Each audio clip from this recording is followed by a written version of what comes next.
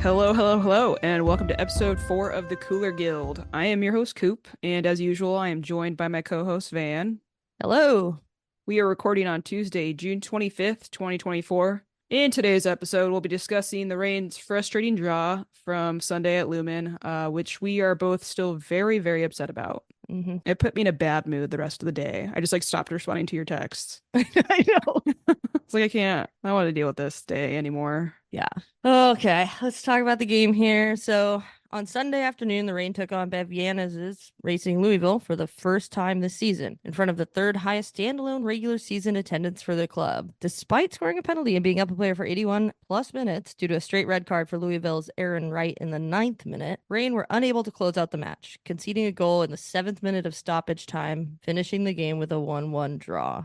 It was heartbreaking. It was heartbreaking, but at the same time, the only goal we scored was a penalty. Yeah. Do you deserve your 3 points when that's your only goal? Because they also had a lot of shots and still weren't able to convert. Yeah, there were so many missed chances, missed opportunities, and Laura Harvey touched on it at the press conference, talking about not being composed to just hold possession and keep moving the ball around and finding those moments to really break through. Because when you lose a player, as a team, when you lose a player, you go into like a defensive block almost. So it's harder to break down the defense because they're more confined, right? Yeah. So that's why it's like anytime you see like a power play in hockey or in Mhm. indoor soccer, right? You sit. And so the other team has to move the ball, move the puck, and then bam, you strike. And that's kind of what you need to do when you're playing in a situation like that. And they just got too eager and kind of fell apart. Yeah. I'm at a loss because it's just they can't afford stuff like this. Mm-mm. You had a golden opportunity, right? You got that early red card, you got your penalty, which Bethany Balser, great penalty from her, but it is just like an inexcusable result to me. Completely inexcusable. Yeah. And Laura Harvey in her post-match press conference, she talked about like what went wrong, right? It's the quality. They can't finish. They get shots, they get in the box. We had a lot of touches in the box. But that doesn't matter if you're not able to find the back of the net. No, it doesn't. And she's right. Like they lack quality. And how do you get quality out of this group? You don't. After this long, I think you can come to the conclusion that maybe it's not possible or something big needs to change. Yeah, That's I think with our who's on the field. for sure. Bring someone new in. The August transfer window is going to happen, and some tough decisions are going to need to be made, and we're going to have to probably say goodbye to some players that we've grown attached to. Yeah. But that's what if they want to get results, I think that's what is maybe needed at this point. Yeah.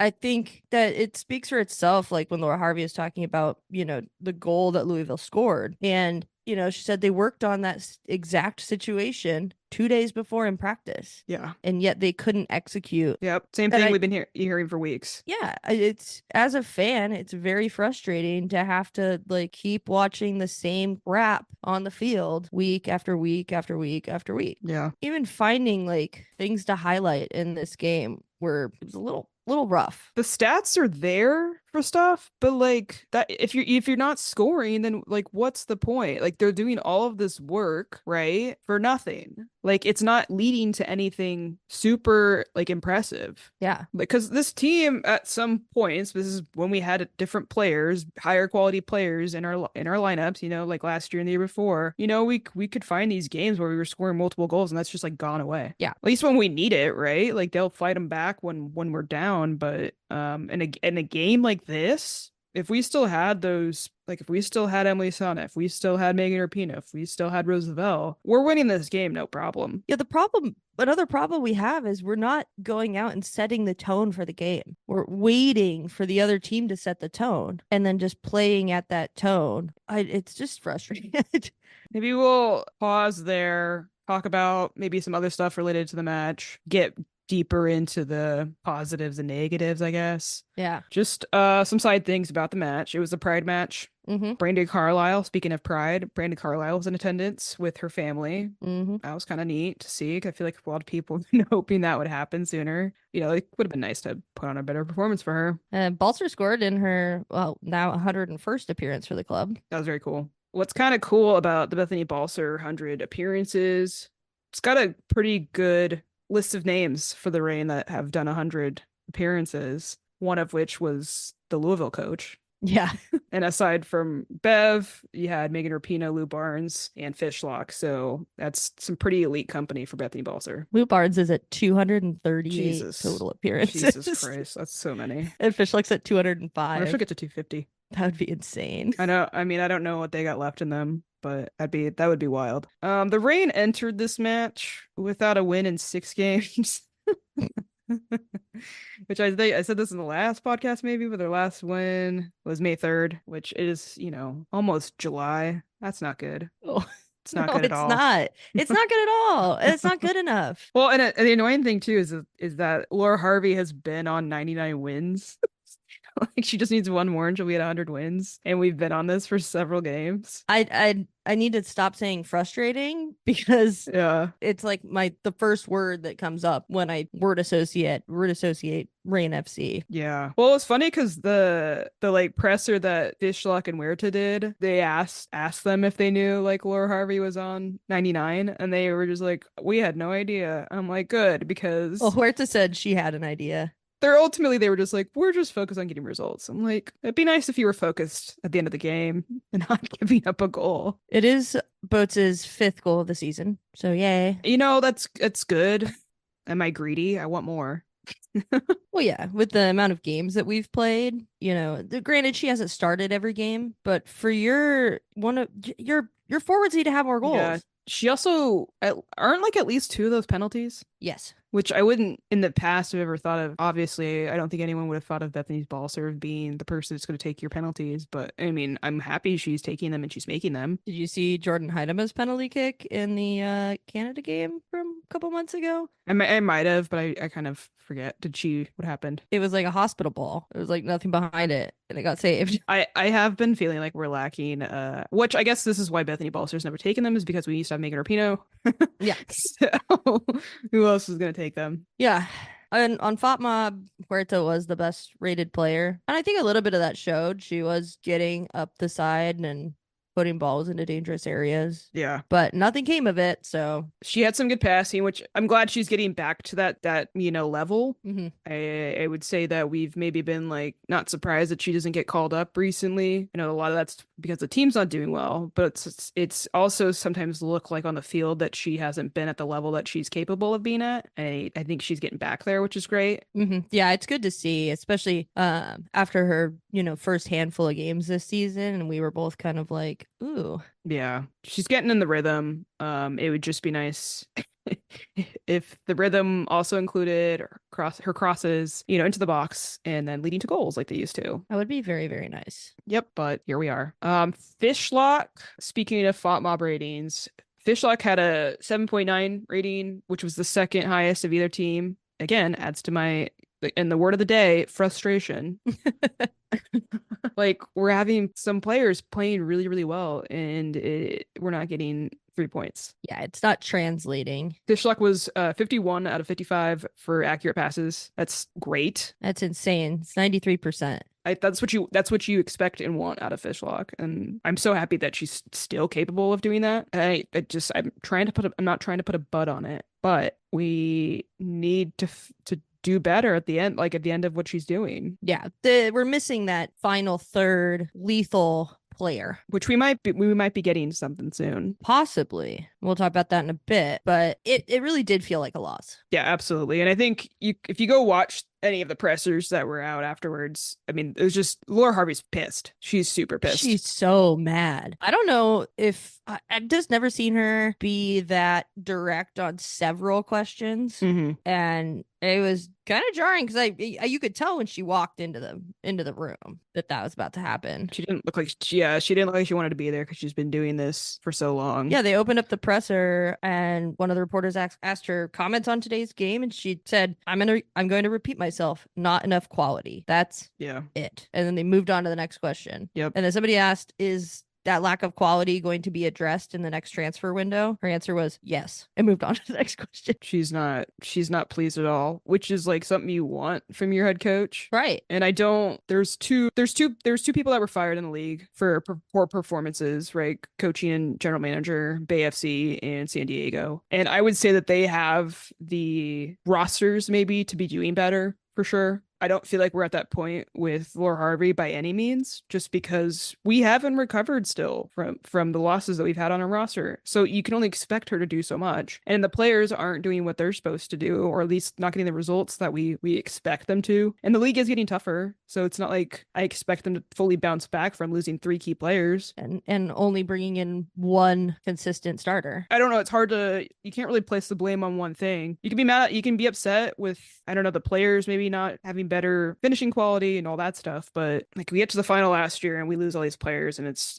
like this is what happens. Yep. Yeah. And then you make no movement to rectify that loss. Which how can you when the sale wasn't complete? Yeah. Now we're finally crossed that finish line. So now we can hopefully be in the next chapter and start actually making moves and doing what we need to do to get this team back to like the standard that we have always had. Yeah, we definitely need a revamp. Yeah, it's tough because we go so attached to these players. And, you know, I look at the roster and I'm like, we're going to have to make room if we want to get some good players in here. And that's going to mean dropping a lot of these backup players who we've maybe seen promise from. And it's just so hard for them to break into the lineup. So we're never even going to know what they could have brought. Yeah. And it's annoying because we've seen this before, right? Like with Ali Watt, I feel like she had trouble breaking into our squad. And so we had to like, you know, trade her off for, I think we got like a decent amount of money or whatever it was from that. But she's like doing pretty well at Orlando. Yeah, she's playing really well. And we always knew that she had that ability, but she didn't have consistent minutes. No. And without those consistent minutes, you're not going to get a good product out of her. Yeah. So it's one of those coaching things. Which, you know, to be fair, I think we had the people at the time to maybe do without her. But right now, oh my God, if we had her, it'd be so helpful. It would be. But as they say when people die, she's in a better place. Oh my God. Oh my God. I tweeted at her. I was like, come back someday. Like a long time ago. And she's like liked my tweet. And I'm sure now she just doesn't even think about us. No. We're like a pity party for her. We're still wondering where the draft picks are. Yeah, where are we at with Sam Meza? I would like to know. Why aren't you putting Adamas in this game if we're not scoring? I don't get it. I think she thought we could close this game out like Harvey did. But it was funny because the commentary was even like, that's kind of like a risky thing to be subbing out your center backs like this, you know, to close out a game. And I remember thinking the same exact thing. And also, Heidema was on a yellow. She was on a yellow for a while. So I thought for sure she was going to get subbed out earlier, you know, and then Adamas would come on. So I thought for sure Adamas was going to come on just because I was nervous Heidema was going to get a red with the way that the game was going. And for whatever reason, I saw the subs come up and I was just like, well, that's not Heidema. Why not? Don't know. I think there was an injury problem. I think Ryan Brown had a hamstring problem from the sounds of it, but they were able to make 6 subs. I feel like why was one of those not the person who was on a yellow and then bring on Adamas? Like traditionally, that's what you do, especially when your team is so underperforming. Yeah. And you know that like the next game is going to be even harder and you're going to need one of the few players on your team who's been playing well. Lack of seeing Adamas is something I'm confused by. Very confused by. Agreed. Bethany Balser, as much good as she has been and did well enough in this game, I would say she had a really bad miss. Oh my God. Like it's harder to miss that than it is to put it in the back of the net. Yeah, that was bad. And I know, I mean, you could tell in her face that she's always going to want that one back. That's the exact quality that Laura Harvey's talking about that's missing, right? Or hasn't been there at least, and maybe used to be. Yeah, what takes you from a good to a great player is finishing those opportunities when you have them. Yeah, that one really pissed me off. We hit the bar too at one point, or so like you guys are almost there, but that's what we've been saying. We're almost there. Doesn't matter if you're not actually getting the 3 points. I keep thinking about this quote, and the quote is, insanity is doing the same thing over and over again and expecting different results. That's how I feel. And it's exactly how I feel. I feel insane because we keep doing the same thing, hoping we're going to win. Mm-hmm. Laura Harvey keeps saying lack of quality is what's affecting this team and the results and getting points. It's like, why do you keep doing the same exact thing then? I think I'm at a point now where I'm just kind of like, I don't know if I'm full surrender Cobra, but I'm just like, I don't know. If they're not winning a game like this, I'll enjoy the team as much as I can, obviously. I love this team. But I'm just like, well, I'm looking forward to next season. Yeah. Because the sale's gone through. It sounds like we're making moves in the next transfer window. So like, I don't know. I spend so much time like feeling upset, and then you realize why we're having these problems, maybe. And it's a lot of the things that I think will change now that this ownership's in place. Yeah, but it's hard to tough it out as a fan Oh yeah. Yeah. with the uncertain future. But, at the same time, I wouldn't consider the season a wash yet, because I think that, bringing these players in during the transfer window, it could really make this team exciting to watch again. So I'm excited for that possibility. It's kind of what happened with Gotham Mhm. last season, and that worked out great for them. Yeah, exactly. At the expense of us, but it did work out great for them. It's just a matter of how many moves can we make and all that, Well, now we got the money. We do have the money. It's a matter of, I guess, who's available. I did see our, biggest self rumor of a transfer. Medema was doing an interview, I think, wasn't she doing an interview with Sam Lewis? Yeah. Which, if we want to make the connection, Sam Lewis has also interviewed Bethany Balcer before. Recently. Yeah, she's probably stateside. She's like stopping the flights, they go from East Coast to West Coast. Yeah. So I'm sure she's just heading over here. Yeah, there was a rumor that the Haitian captain, their 25-year-old captain, Mandasour. We've been trying to practice, or at least research how to correctly say her name. She's 25. She's plays right now in Montpellier. She's a striker, right? Yeah, Or she's forward. She has 25 goals in 30 caps. she's been getting really good goals with them, even in her like youth career with them. It sounds like the deal. I mean, obviously things can fall apart, but it did sound like the Reign are like kind of working on tying this deal up. So I am guessing we can expect it to happen. My question, they said it was like $200,000 transfer fee. I guess the question we have is who gets knocked off the roster. I think we're probably gonna need to lose at least two people, especially if we want to make another move on top of that. Yeah, but you have to remember the roster is not just the game day 18. Mm-hmm. So, but then other players get, when we bring new players in, other players are getting less time, and they get frustrated, and then they want to move on. It's a tricky thing to balance. It's a whole. I'm ready, especially with the way that Laura Harvey was talking about it. She doesn't seem to be wanting to put up with losing at all. It's time to get cutthroat. It's time to get cutthroat. It's time to make the moves to get results. Yeah. And bring this team back up. And I think Laura Harvey's ready to do what that takes. I'm ready. Team's gonna get a revamp for sure. Who's your cooler player of the match? I have mine. Do you want to hear mine? Yeah, well, I'll say that, when we introduced this, I said maybe sometimes there isn't one. Yeah, there isn't one this week. I think when you have a game end the way that it did, I don't know. I'm not choosing anybody this week. We both kind of agreed that the cooler player of the match goes out to actually 10,715 people who were in attendance for this game. That's right. And had to witness that. That's a really impressive attendance, because we didn't even pull those numbers for Portland. No. I know it was on Father's Day, whatever. You can find whatever excuses you want to find. Finally getting over the 10K on a game against Louisville, of all teams. That's something to celebrate. Yeah, and hopefully that number keeps going up. Yeah, I get it. The results aren't there, but I do hope that maybe this new ownership thing is getting people excited. And it does sound like they're going to be working on a lot of stuff to like kind of hone in with the fans and get people excited about the club and make it fun to come to games. Yeah. And I think that our prediction that, more people would start coming to games with the Sounders attached kind of showed itself to be true with this attendance. Shout out to everybody who came out.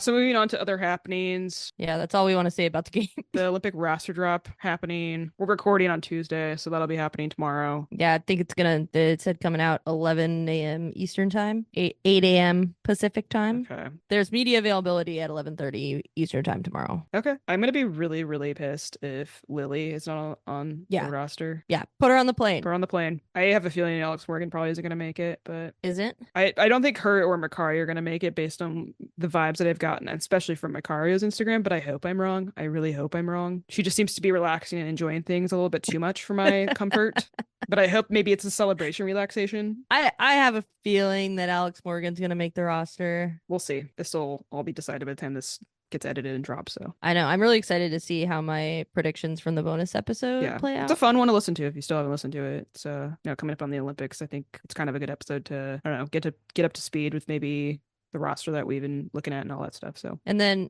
you were telling me about some funny Twitter I drama don't even know if it's today funny. It's just like in another world of women's sports now, moving to women's basketball. because we cover all the things we want to, whatever we want. Because It's our damn yeah, podcast. exactly. Just Women's Sports is at it again. The notoriously anti giving credit where credit's due. Yeah, they've gotten in trouble multiple times. Yeah, stealing content. Stealing content. They'll also like pretend like interview stuff that they didn't do is stuff that they did, and then they also just seem to have a very certain bias, maybe with the certain players that they cover, or the narratives that they like to paint for players. And victim to that was this week, Tuesday, was Asia Wilson. Why are you picking a fight with the best women's basketball player in the world right now? Well, here's the thing. Your whole branding is called Just Women's Sports. I feel like their whole identity is about lifting up women and women that play sports, right? So why are they going out there and making a video just shitting on Asia Wilson's like review for her, upcoming sneaker drop? So they decided to just like, I don't know. I don't even want to repeat it just because like you can go watch the video of them, but they were just clowning on it, totally clowning on her thing that she worked on. She like drew this up. Yeah, and they've since taken down the tweet, but apparently it's still up on their YouTube. Oh, they have the video still up? Yeah, that's what somebody said Oh my God. in the thread. But yeah, you don't like the point of women's sports and covering women's sports should be, yes, critical at times, but not for a fucking brand logo. Not only that, but it wasn't even that bad. Okay, I don't even think the logo was bad at all. No. I thought it was good. And she drew it up. That's even cooler. Yeah, it was her thing. She's also been waiting for this like so long. She's been so good for so long and has not gotten, I would say, the credit that she deserves. And the moment she finally like gets this dropped, Just When Sports decides to shit on it. I mean, Asia's clapback was great. It's just like stupid that she even had to do that. You should read it. Okay, so her Asia tweeted, "I get people are gonna have their opinions and think pieces, and that's all fine and dandy. It's all part of this. But this is lame as fuck coming from a site that is supposed to be for quote unquote us." She put like some emoji faces throughout this, but bet it up. The A collection is about to be so much fun and a great collection for everybody. The only ass in quotes I see are the people a part of this segment talking about the people who from Just Women's Sports made this stupid ass video. This thing is so like there was no reason. The ass thing that they were like trying to laugh about, there was no reason to add that to the video. No, so one of the women in this podcast taping, they thought it looked like an A, which it was. That's part of her name, and just decides to put two S's behind it, thinking that's just so fucking hilarious. It's not funny. Get some class. I just don't. No, I don't. I don't follow anything that they do. I can't, even if like, maybe we'll be generous here, 70% of their content is fine and possibly okay coverage. I can find that other places that aren't doing the shit that they do. Doesn't Michelle King own them now? Does she? I believe she does. Let me double check. I remember being like, that's a conflict of interest. Oh yeah. The funding round was led by Blue Pool Capital. Investors include Billie Jean King, Michelle King. Yeah, so she's which wanna that tracks. Beat on that. Yeah, beat on that drum again about questionable feelings about Michelle King. Women's sports news in my life. My team has a chance to clinch a playoff berth on Friday when we play Tacoma at home. It's your last home match, right? Like, not playoffs. Yep, that's our last home match. We don't even know where playoffs are yet. Well, hopefully in Olympia or Lacey, I guess, right? You're playing Lacey. Yeah, I doubt it.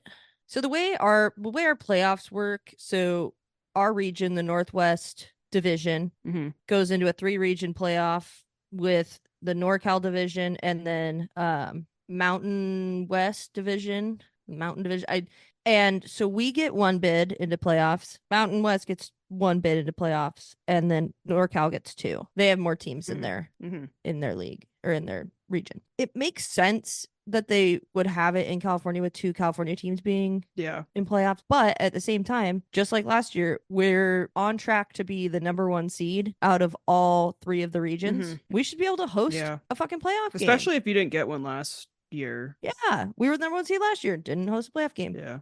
So it's just it's an unfortunate thing, an unfortunate reality in the league that we play in. Well, if you're looking for something to do Friday night, you're also playing in your pink jersey, pink kits, right? Yeah. That'll be fun. The Afterglow kits. I heard someone cool came up with that name. I wonder who. Is me. Yeah, it's like our 3rd kit. We've never done that before. Yeah, it's like a neon pink. They're really cool looking, actually. Yeah, they looked fun to me. Yeah, so if you got nothing to do Friday, head out to Olympia or Lacey. Friday, 7 p.m., South Sound Stadium. Last thing I guess we should get to is previewing the next match for Rain, which we've got a 10 a.m. match. Yeah, this is insane. Which I think the heat report's supposed to be pretty high, and I'm wondering if it'll get delayed. Let me double check. It's in New Jersey, right? Oh, it looks like Sunday. Oh, 90 degrees. Okay, well, and maybe rain. So is that going to turn into lightning? I don't know. Scattered thunderstorms. Great. Sure, this is going to go really well for us. Anyway, so the game's going to take place 10 a.m. Sunday, June 30th. My first thoughts, FML. Gotham did, however, lose their last match, which is nice because they've kind of been riding a high for a while after kind of getting off to a rocky start in the season. Yeah, they were a little bare bones, though. Yeah, they are again, which maybe is why they didn't win their last game or also lost. But they have only had 3 times that they've been shut out, and 2 of those times were versus the Spirit, which was the last match. Was also against the Spirit, so something going on there. They are also unspirited when they play them. This will be our first time playing them since the final. That's, I don't know, could go one of 2 ways, right? Mm-hmm. Could be us wanting to prove ourselves wrong from both the final and also from this terrible draw that we just had. I'm hoping it's that. I'm hoping we get the redemption that we need. With the mentality of the team recently in these games, I doubt it, but I am always welcome to a nice surprise. Yeah, and I love to be proved wrong when it means my team is doing something better. Yeah. But the results don't lie. So Gotham will be with they're probably gonna be without a lot of players. Yasmin Ryan got a red card, like double yellow, so she's gonna be out with a red card suspension. Their availability report from last match was brutal. They were without Kaylee O'Hara, Lynn Williams, Kristen Edmonds, Esther Gonzalez, Mitch Purse, Abby Smith, Taylor Smith. A few of those are season-ending injuries, so they won't be back at all. Rose was on a minutes restriction. That'll probably be happening again, especially at the Olympics right around the corner. So things I say to maybe look out for: Katie Stengel. Always. I like her as a player. I always have. I don't look forward for our team to play against her. She's just like a baller, right? Yeah, she gets shit done. Yeah, she reminds me a little bit of Latsko. Yeah. But she's just like a baller. She gets it. She knows where to get good positioning and she does things and gets things done with brute force sometimes. Yes. Yeah. And that's just really impressive to see. Yeah. She played at Liverpool, so that was like my bigger introduction to watching her more regularly. Was watching her with Liverpool, and she kind of helped bring their women's team back up. Yeah, she played really well for them. Yeah. I was upset when they announced she was coming over here and it wasn't to the Rain. Yeah. But it's nice to have her back in the league for sure. It's going to be tough to score on Gotham. They've only allowed 11 goals this season, tied for the best in the league with Orlando. Got that to look forward to. But maybe it's one of those things. Maybe it's one of those things where they're like, that's the one time they score goals is against a team that has allowed the least amount of goals. We don't know. Everything is a crapshoot right now. And you can't predict anything with the Rain right now, because it's like one week you think they're going to have problems scoring and then they don't, but then they're giving up a million goals. To be fair, they only didn't have problems scoring one weekend. Okay. I've just been trying to pretend like maybe they'll do that again, because why not? I guess because they're not going to. That's why. Who's their keeper? I'm trying to figure that out. I know they've got Beto's on the bench, but I was just trying to figure that out. Oh, I did want to talk about that. Beto's on the bench? Oh, yeah. The rumor about Beto's. The possible rumor about Beto's. My rumor. Okay, so speaking of Gotham and goalkeepers, yeah. Van has a insider, or not insider, what would we call it? Like it's my own personal conspiracy theory. Yeah, which is exactly what you came to hear on this podcast, is our own conspiracy theories. So I don't go on Facebook ever, but I was thinking, like maybe we should get some more people listening to the podcast, and maybe the Rain Facebook group would be a great place to do that. So I found the Rain fan Facebook page and, joined and filled out the little questionnaire. Then like immediately they put out like welcome new members. Mm-hmm. And one of those new members, I was the last one because I was the most recent, but one of the new members was Michelle Betos's mom.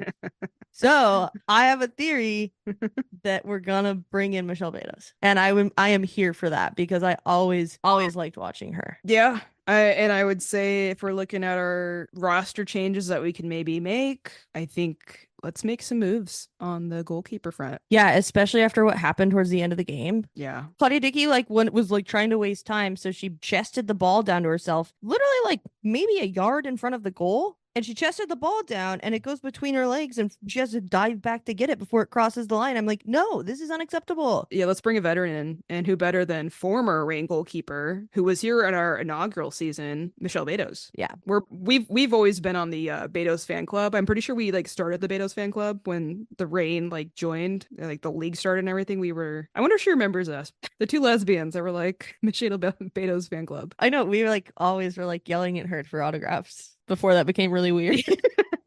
It's fine. Yeah, I would be stoked if that happened because she's not getting. I mean, I think she moved over to Gotham and it was kind of like she always gets moved around the league, right? But I think she's from the East Coast, right? So I think it was like, well, at least she's going to be back home. Oh man, her and Harvey connecting back up, that'd be fun. That'd be a lot of fun. I can imagine she would do a lot too for a younger keeper. Gotham brought in Ann-Katrin Berger, who was playing for Chelsea. So I think Betos is probably going into the season thinking, oh, maybe I'll get the start. And then they bring Katrin Berger and Ann-Katrin Berger, and who's like a fantastic goalkeeper. Yep. And the minutes just disappear. Yeah, they're not there, which is understandable. Like, I get it. Yeah, I mean, Berger's playing well. So for our situation, it's a bit different. The amount of goals, come get your minutes. Goals we've given up, not good. We're just like dangling playing time in front of her face. Come on, Michelle. Yeah, get Fishlock on the phone, give her a call, get our OGs that were with her from the beginning. Get Lou Barnes back there. She already knows Lou Barnes. Yeah, what a fantastic pairing. I'm on board. Sign me up. I think that's gonna pretty much do it for this week's episode. Yay, Sunday. Yeah. Looking not forward. I'm excited for the Tour de France to start, so I can at least have that. I don't have a lot of stakes in that. Right. So I can watch the rain and then I can just bicycling, whatever. Well, my team plays it too. On Sunday? On Sunday. You're playing Friday and Sunday? Yeah. What time are you playing Sunday? We have enough. Oh yeah, you're playing after the rain game. Our player pool is pretty big. Oh, okay. So there will be some rollover from the players that play on Friday to the players that play on Sunday, but not a whole lot. And some players will be on limited minutes for Sunday's game because we've already beat the team that we're playing on Friday twice. We're playing the team that we've only played once on Sunday, the team that we beat 4-2 last week is, our biggest competitor in our division. So that's the real big game this weekend. They're all big, but that's the biggest one. So I think I'm going to go down and stay with my sister in Portland if she lets me. Hi, Sarah. I haven't decided if I'm going to go full, if I'm not watching the game, if I have to drive down on Sunday, if I'm going to go like full blackout mode and like not see any of it until I can watch it later in the day. But if I'm driving a van full of like a 15-person van full of Division I college soccer players who pay attention to the NWSL, I don't think that would work. Yeah. I hope everyone has a great week. Yeah, hopefully the Olympic roster's good. Not disappointing by any means. I'm sure it won't be. Be cool if Bethune maybe made it in there. Don't think she will, but it'd be sweet. If you want to follow us on Twitter, we're at Cooler Guild Pod. If you want to email us some feedback or any suggestions that you got, we're at thecoolerguild@gmail.com. You can follow me on Twitter. I'm at the tallest Coop. And I am at Van Crisp. That's going to do it. Till next time. Woo-hoo. Bye-bye. Bye.